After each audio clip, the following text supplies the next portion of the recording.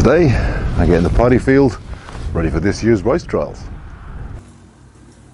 These are the first rice seedlings this year. Now what we're doing is we're planting a new batch every 4 to 5 days, and we're keeping track of it all, which is why I just make out there's numbers painted on for different batches. So they're a little while until they're due to go out, but yeah, the paddy badly needs weeding, so I'm going to get the ducks to help me, but I've got to make a head start on that because these will be going out fairly soon. So that's the paddy field. You can see just how much grass we got growing in it. I made a start a little while back around here and dug quite a bit out, but you can see just how much grass there is left. So to give myself a head start, I'm going with a stirrup hoe this time. Last time I did it with a spade and it was a lot of work. So we'll give that a go and see how we get on with it. And at the other end here, I've got a few rushes that need digging out as well. So you can see, they're a bit more serious rooted. So I'm gonna probably get a spade and dig them out. You can see some of these, they're pretty established. They've been there since last year. So with them out and the grass out of the way, I can flood the paddy field, and then we can have the ducks who are just coming to see me. Hey, Gil! And we can have the ducks come in and they'll just help finish it off for me. But right, now comes the hard work bit. That's the ducks doing their thing. So yeah, there's been a change of plan.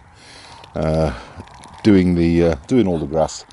You can see over here. Hey, Gil! You can see over here that by digging the grass out, I'm virtually down to subsoil, and that's not really what I want. The ducks did a really good of prep last year, so I'm going to rely on them to do the same thing again. So I've dug out all the rushes because they won't struggle with a flooded paddy at all. So they've all been dug out, which is what you see all these holes. Once I started, there were more rushes than I thought. So the next step is to lift this monk, because that's set for draining at the minute, and we'll leave that at that height. I think that's pretty respectable. In fact, I might even knock that a bit lower. I've got a fair bit of water into that pond already, so yeah, what I'm going to do next is I'm going to go around, I'm going to drop that monk there. So here we go. Let's make some ducks very happy. So I'm going to bend that down all the way, and that now will drop.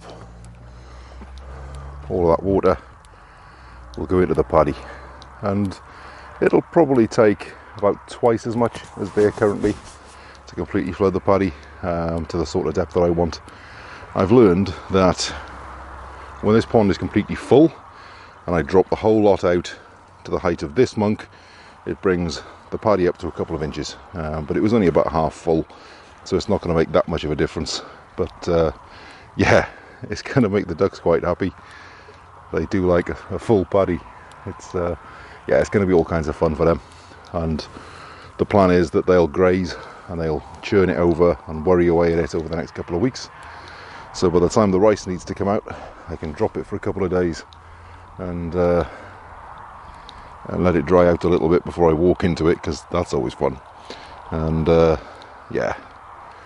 it should theoretically have taken out all the grasses. They did a really good job last year, as I say, so I'm going to give them another go this year, because it's so much easier when the ducks are doing the work. You can see. Yeah, happy ducks.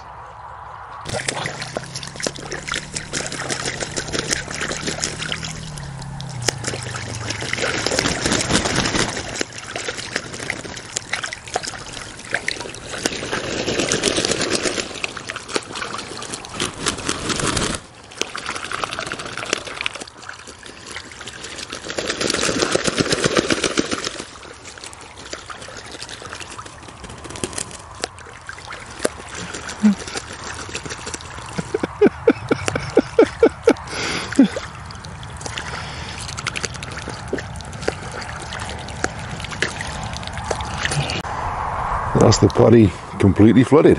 So now we'll leave the ducks do their thing, and they'll come through, they'll take the grasses out, They might leave a little bit, but that's not a huge deal. Oh, I can see a rush that I missed.